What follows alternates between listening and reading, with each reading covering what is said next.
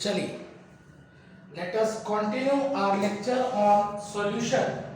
In the last lecture we had discussed about how any liquid get dissolved in any liquid. कोई सा भी liquid किस तरीके से किसी लिक्विड में डिसॉल्व होता है, and today we will discuss about how any solid get dissolved in any solid. how any solid get dissolved in any liquid. कोई सा भी सॉलिड किसी भी लिक्विड में किस तरीके से डिसॉल्व होता है. We have got various types of solid, तरह तरह के सॉलिड्स होते हैं, and we will discuss how any solid get dissolved in any liquid. किस तरीके से कोई सा भी सॉलिड किसी लिक्विड में डिसॉल्व होता है. Let us continue. Let us start with our chapter solution. And today we will discuss about the solubility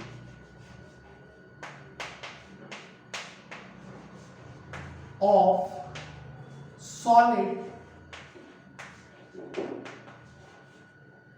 in liquid.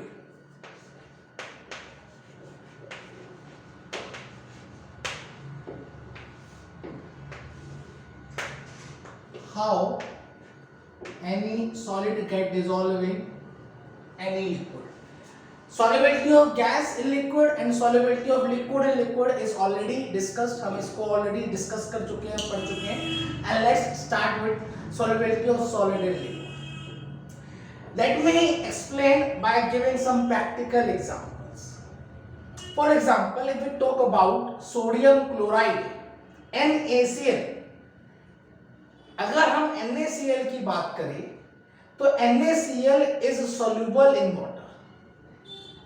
NaCl पानी में soluble हो जाता है. In fact, it has very high solubility. It has very good solubility.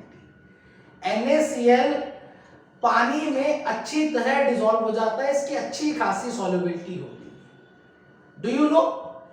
1 litre पानी में we can dissolve NaCl up to 500 gram. 1 litre पानी में 500 ग्राम तक हम NaCl को डिसॉल्व करा जा सकता है. That means it has very high solubility. NaCl पानी में डिसॉल्व तो हो ही रहा है. It is completely soluble in water, but it has very high solubility as well as इसकी solubility काफी ज्यादा अधिक है. वहीं if we talk about calcium carbonate, अगर मैं कैल्शियम कार्बोनेट की बात करूं, कैल्शियम कार्बोनेट मतलब दिस चोक. अगर मैं इस चोक की बात करूं, that chalk is made up of calcium and carbonate ion. Calcium and carbonate ion means Ca2 plus CO3 2 minus, that is calcium carbonate. If we talk about this choke, if we talk about this calcium carbonate, then calcium carbonate never get dissolved in water. Calcium carbonate पानी में कभी dissolve होता ही नहीं है. अगर इस चौक को मैं वाटर में डाल दूं, then what will happen? This chalk will never get dissolved in water. Might be possible the physical state of that chalk may get changed. इस chalk की physical state में परिवर्तन हो सकता है. हो सकता है डालने के बाद it get into the form of powder, powder form में आ जाए, precipitate form में आ जाए, but it will never dissolve in water. ये पानी में डिसॉल्व नहीं होगा. We needed to explain this. We needed to account this. ऐसा क्यों होता है, हमें इस बात को समझाना है. Similarly, there are some solids which are soluble at high temperature, while they are insoluble at low temperature. कुछ solids ऐसे होते हैं जो हाई टेम्परेचर पे तो soluble हो जाते हैं, पर लो टेम्परेचर पे वह इनसॉल्युबल रहते हैं, उनकी सॉल्युबिलिटी काफी कम रहती है. They are insoluble at low temperature while soluble at high temperature. Interesting behaviour. We need to explain this. How? आखिरकार ऐसा क्यों हो रहा है? NaCl, मेरा NaCl भी एक आयोनिक कंपाउंड है, यह भी मेरा आयोनिक कंपाउंड है, और कैल्शियम कार्बोनेट भी आयोनिक कंपाउंड है. दोनों ही आयोनिक कंपाउंड है, और आयोनिक कंपाउंड होने के बाद NaCl पानी में डिसॉल्व हो जा रहा है, पर कैल्शियम कार्बोनेट पानी में डिसॉल्व नहीं हो पा रहा है. Why? What's the reason behind it? ऐसा क्यों हो रहा है? जबकि कुछ सॉलिड ऐसे हैं जो हाई टेम्परेचर पे सॉल्युबल है, लो टेम्परेचर पे इनसॉल्युबल है. We need to explain this. देखिए, the solubility of solid in liquid can be explained by two factors, by two terms. दो टर्म्स के द्वारा हम इस सॉलिड्स की solubility को एक्सप्लेन करा जा सकता है. Let me elaborate those factors first. मैं सबसे पहले उन फैक्टर्स को elaborate करता हूं. First is lattice enthalpy.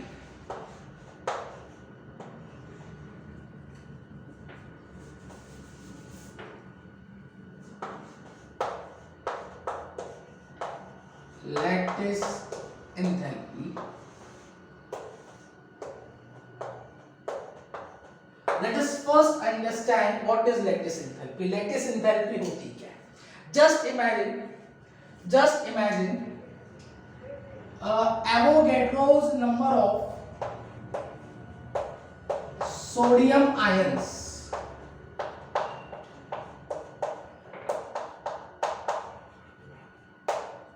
Avogadro's number of sodium ions separated by infinity.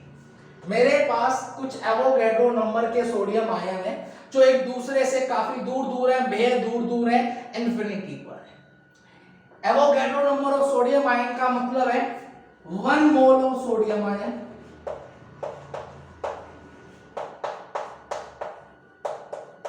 या मैं कहूं इस 1 मोल ऑफ सोडियम आयन का कितना वजन होगा? That's 23 gram of sodium ion which are at infinity are separated by infinite distance. काफी दूर दूर हैं एक दूसरे से. Similarly, we have got Avogadro's number of chloride ion 6.022 into 10 की power 23 chloride ions. Again, which are separated by infinity, जो एक दूसरे से infinity पर है. Again, Avogadro number of chloride ions means 1 mole of chloride ions, और इनका वजन कितना होगा? It will be equals to 35.5 gram of chloride ions. Just imagine 1 mole of sodium ions, 1 mole of chloride ions, which are separated at infinity, which are separated by infinity. दोनों एक दूसरे से infinity पर है. अब अगर इस 1 मोल ऑफ सोडियम आयन को और अगर इस 1 मोल ऑफ क्लोराइड आयन को पास पास लाया जाए, करीब लाया जाए, एक दूसरे के पास पास लाया जाए, then they will react to form 1 mole of NaCl ion, means 6.022 into 10 की power 23 particles of NaCl. मतलब 1 mole of NaCl मतलब 58.5 gram of NaCl. 23 plus 35.5 gives 58.5 gram of NaCl. यह इनिशियली दोनों एक दूसरे से इन्फिनिटी पर थे, इनफाइनाइट डिस्टेंस पर थे. हम इनको पास पास लाते हैं, एक दूसरे के करीब लाते हैं और एक करीब आकर एक दूसरे से रिएक्ट कर कर they will form 1 mole of NaCl। हम कहते हैं 1 मोल ऑफ NaCl का लैटिस क्रिस्टल बन गया, लैटिस क्रिस्टल।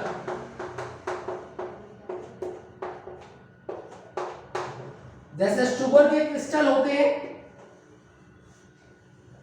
वही क्रिस्टल। लैटिस का मतलब होता है 3 dimensional arrangement of atoms, ions और पार्टिकल्स। 3 डायमेंशनल अरेंजमेंट के एटम्स के अरेंजमेंट या पार्टिकल्स के अरेंजमेंट को लैटिस बोला जाता है। We'll deal that lattice in detail in our first chapter solid state. Solid state में पढ़ते समय इस लैटिस को हम डिटेल में बात करेंगे। अभी मैं सिर्फ इतना बता रहा हूं कि 1 मोल ऑफ लैटिस क्रिस्टल बन गया, किसका? NaCl का। क्रिस्टल मतलब वही जैसे शुगर के क्रिस्टल होते हैं, कॉपर सल्फेट के क्रिस्टल होते हैं, ऐसे 1 मोल NaCl के क्रिस्टल बन गए।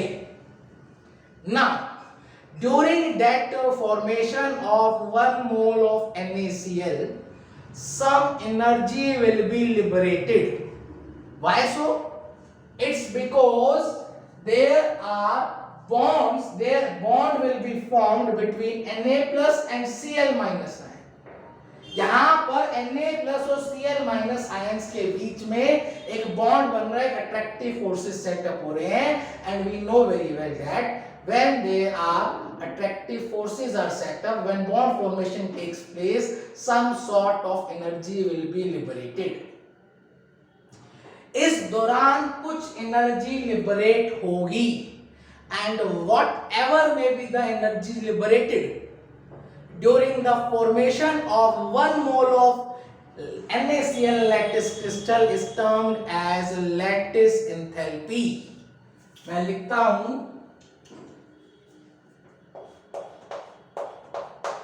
it is defined as the energy liberated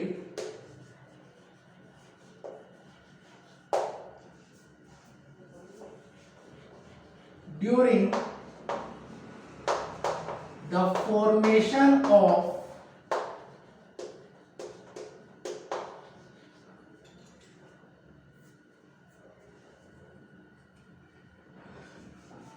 one mole of NaCl crystal from its constituent particles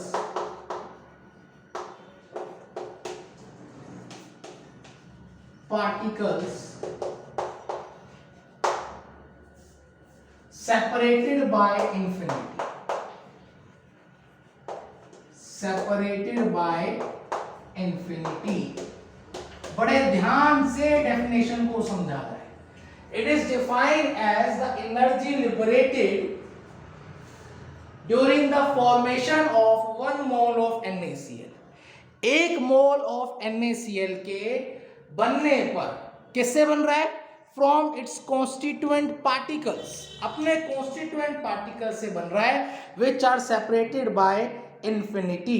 वो जो कॉन्स्टिट्यूएंट पार्टिकल्स हैं they are separated by infinity. इस दौरान जो भी एनर्जी लिबरेट हो रही है that is termed as lattice enthalpy of NaCl, उसे कहा जाएगा lattice enthalpy of NaCl।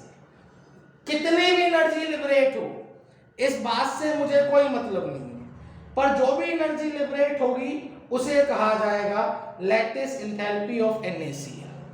That's it. अब we may define that lattice enthalpy into another way। हम इस लैटिस एंथैल्पी को एक और तरीके से डिफाइन कर सकते हैं। किस तरीके से मैं बताता हूं। You first copy down fast. आपके पास 2 मिनट का समय है, आप सबसे पहले इसको कॉपी डाउन कर लिया जाए। You have just 2 minutes, copy down fast.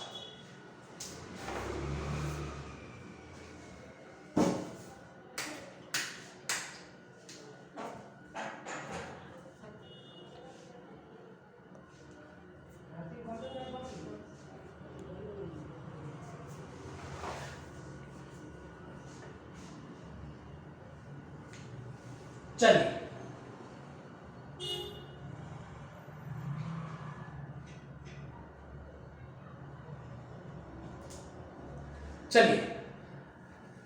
let us try to define that lattice enthalpy in one more manner. देखिए now अब मैं आपसे पूछूं, if I ask tell me how much energy is required to break that 1 mole of lattice enthalpy. अगर मुझे 1 mole of NaCl का lattice crystal को तोड़ना है, अगर मुझे 1 मोल ऑफ NaCl के लैटिस क्रिस्टल को तोड़ना है, then what will be the amount of energy required? चीज जब बनती है तब एनर्जी लिबरेट होती है, जब चीज को तोड़ा ना जाता है या तोड़ा जाया जाता है तो हमें एनर्जी देनी पड़ती है। तो मुझे 1 मोल ऑफ NaCl के लैटिस क्रिस्टल को तोड़ने के लिए कितनी एनर्जी देनी होगी? इट्स वेरी सिंपल, हम कहेंगे जितनी एनर्जी 1 मोल ऑफ NaCl बनते समय लिबरेट हुई थी, अगर उतनी ही एनर्जी इस 1 मोल ऑफ NaCl को दे दी जाए तो इस 1 मोल ऑफ NaCl का लैटिस क्रिस्टल टूट जाएगा, टूटकर वापस से सोडियम आयन और क्लोराइड आयन में कन्वर्ट हो जाएगा। It again break into its constituent particles, वह अपने कॉन्स्टिट्यूएंट पार्टिकल में ब्रेक हो जाएगा। दैट मीन्स हम कहेंगे अगर इतनी एनर्जी से वापस दे दी जाए, it will again convert into chloride and sodium ion. That means हम इसको रीडिफाइन करने की कोशिश करते हैं लैटिस एंथैल्पी को in other words.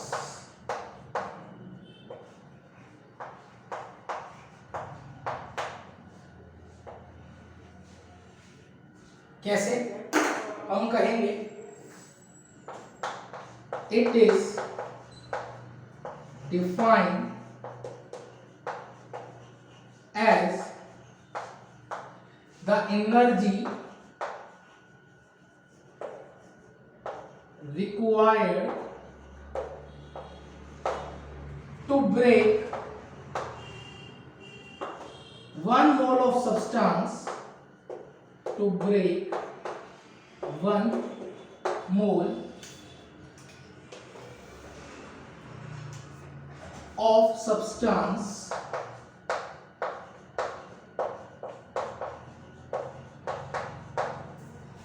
into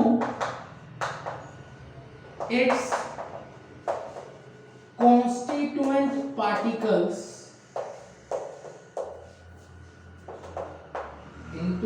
constituent particles, separated by infinity.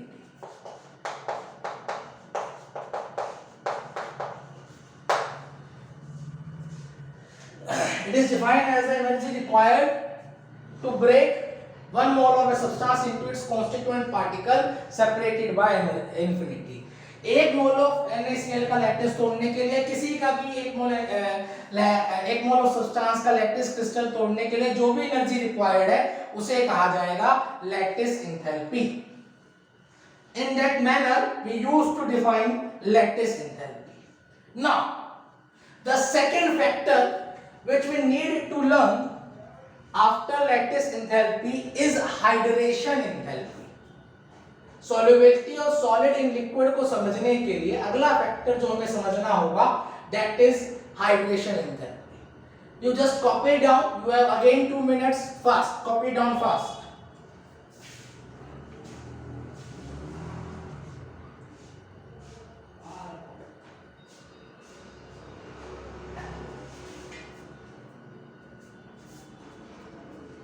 चलिए मैं अगला फैक्टर समझाता हूं, that is hydration enthalpy. Again a very important factor and again quite easy one, not a difficult task.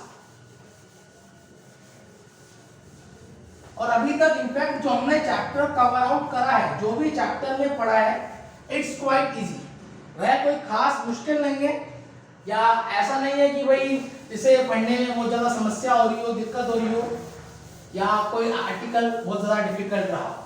अभी तक ऐसा कोई आर्टिकल हमने कवर करा ही नहीं। चलिए, let's try to understand about the concept of hydration enthalpy. What is the hydration enthalpy? It is not a new word for you. यह वर्ड आप पहले भी पढ़कर आ चुके हैं, समझकर आ चुके हैं। इसके कंसेप्ट्स और फंडामेंटल्स आपने 11th स्टैंडर्ड में भी करे, और फिर भी मैं यहाँ पर एक बार दोबारा उसी चीज को एलैबोरेट कर देता हूँ for your better understanding.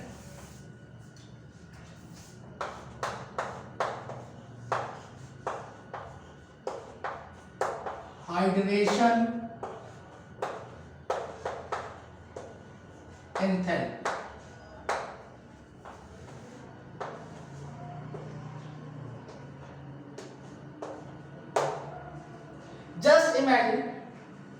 Just imagine a beaker.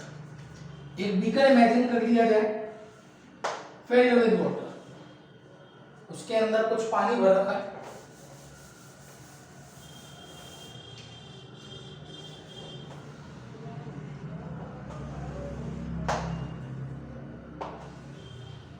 That is my beaker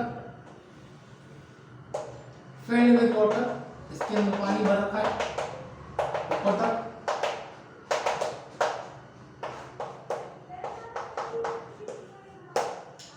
Now just imagine, let me add some salt into it. मैं इसमें थोड़ा सा salt डाल देता हूँ, NaCl डाल देता हूँ। Now what will happen?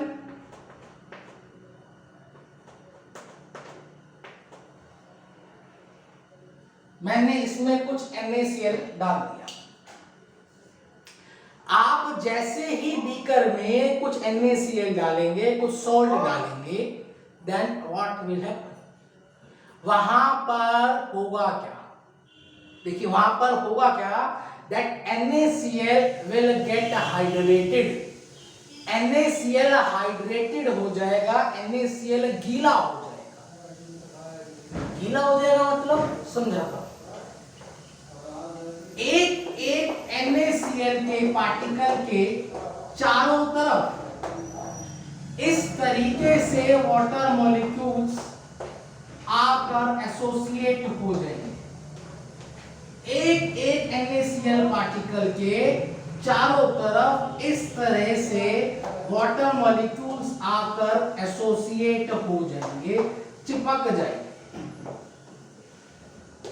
और हम कहेंगे NaCl गीला हो गया, NaCl हाइड्रेटेड हो गया। इस तरीके से जब NaCl के या किसी भी सब्सटेंस के चारों तरफ वाटर पार्टिकल्स आकर एसोसिएट हो जाते हैं, तो हम कहते हैं वह हाइड्रेटेड हो गया, वह गीला हो गया। That process is termed as hydration. And इस दौरान NaCl और वाटर मॉलिक्यूल्स के बीच में कुछ attractive forces are setup.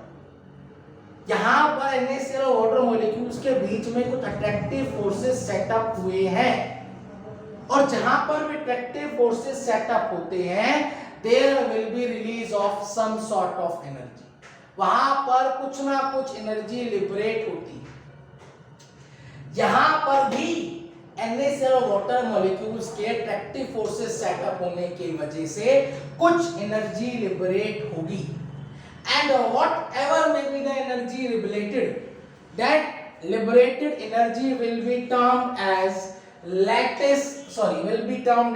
Hydration enthalpy. यह जो भी एनर्जी लिबरेट होगी उस एनर्जी को कहा जाएगा हाइड्रेशन एंथैल्पी। मैं समझाता हूं, इनफैक्ट मैं राइट करता हूं, डेफिनेशन लिखता हूं। It is defined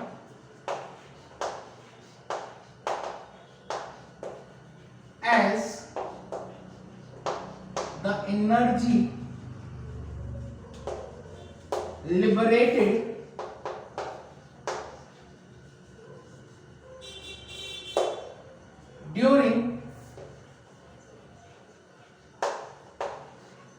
hydration of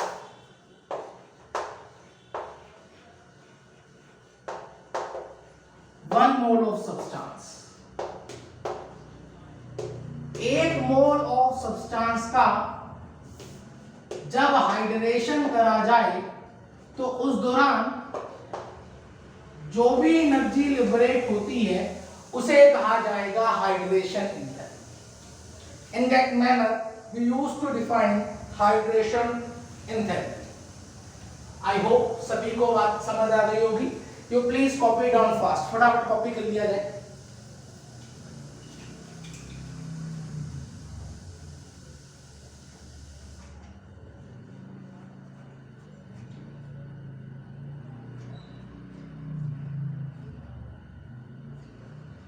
चलिए अब समझेंगे किस तरीके से कोई सा सॉलिड पानी में डिसॉल्व होता है। ऐसा क्या होता है कि कोई सॉलिड तो डिसॉल्व हो जाता है, कोई सॉलिड डिसॉल्व नहीं होता। देखिए, हम कहते हैं किसी भी सॉलिड को पानी में डिसॉल्व होने के लिए उस सॉलिड को तोड़ना पड़ेगा, उस सॉलिड का लैटिस क्रिस्टल तोड़ना पड़ेगा।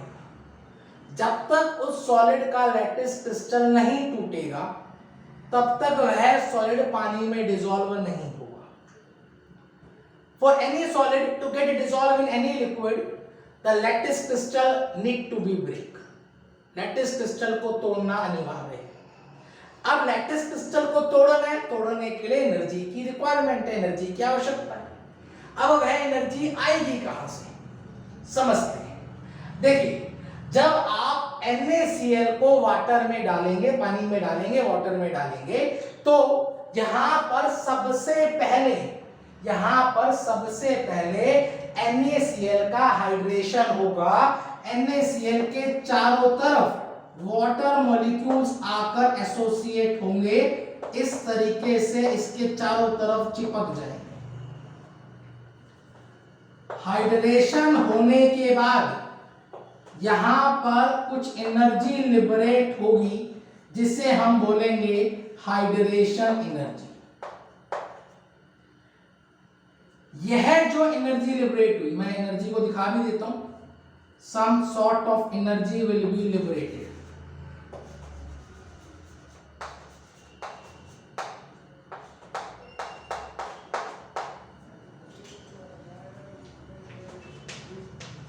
एनर्जी लिबरेटेड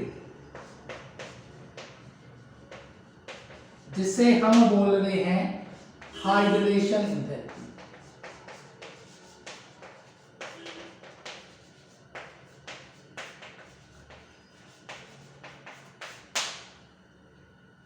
अब यह जो एनर्जी लिबरेट हुई है, that liberated energy will be absorbed by NaCl lattice crystal. NaCl का क्रिस्टल इस एनर्जी को एब्सॉर्ब कर लेगा। It will absorb all the energy that is liberated during the hydration। अब जो इसने एनर्जी एब्सॉर्ब करी है, that energy will be used to break the lattice crystal of NaCl। वह एनर्जी लैटिस क्रिस्टल को तोड़ने के लिए यूज करी जाएगी। That energy will be used to break the lattice crystal of NaCl।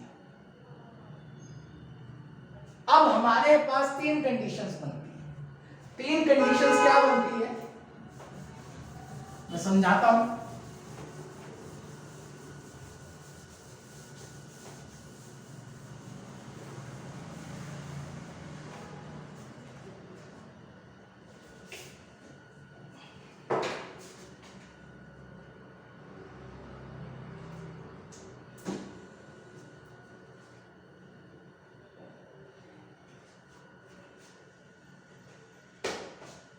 देखिए, हमारे पास तीन कंडीशंस बनती हैं।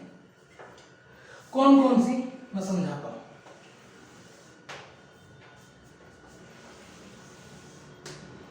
First,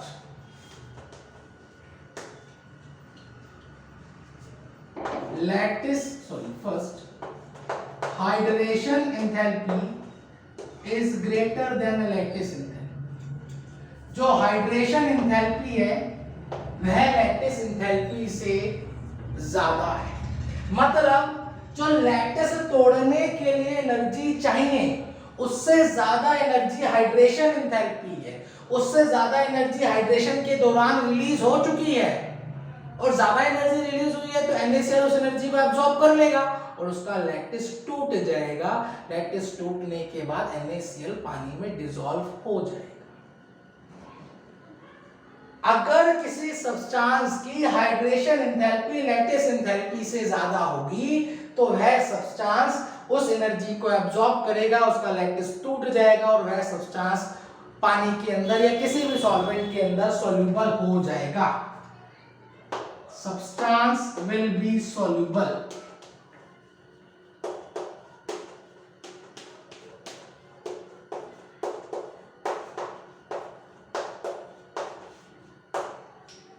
While if hydration enthalpy is lower than lattice enthalpy, अगर हाइड्रेशन एंथैल्पी लैटिस एंथैल्पी से कम हुई, मतलब लैटिस तोड़ने के लिए जो एनर्जी चाहिए उतनी एनर्जी हाइड्रेशन से मिली ही नहीं है। हाइड्रेशन एनर्जी कम है, एनर्जी रिलीज तो हुई है पर उतनी एनर्जी रिलीज नहीं हुई है जितनी लैटिस को तोड़ने की आवश्यकता है। और जब उतनी एनर्जी मिली ही नहीं जितनी लैटिस को तोड़ने की आवश्यकता है तो लैटिस टूटेगा नहीं, और जब तक लैटिस टूटेगा नहीं वह उसके अंदर सोल्यूबल होगा नहीं। That means that substance is insoluble in water, वह सब्सटेंस पानी में या उस सॉल्वेंट में insoluble होगा।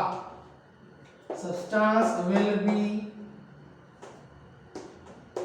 insoluble. And third, if hydration enthalpy is equals to lattice enthalpy, then substance will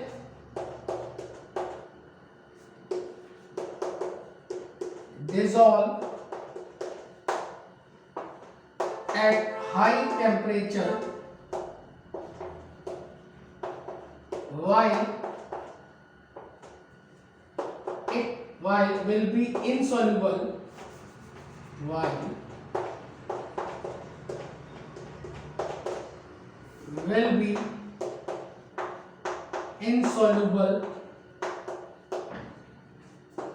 at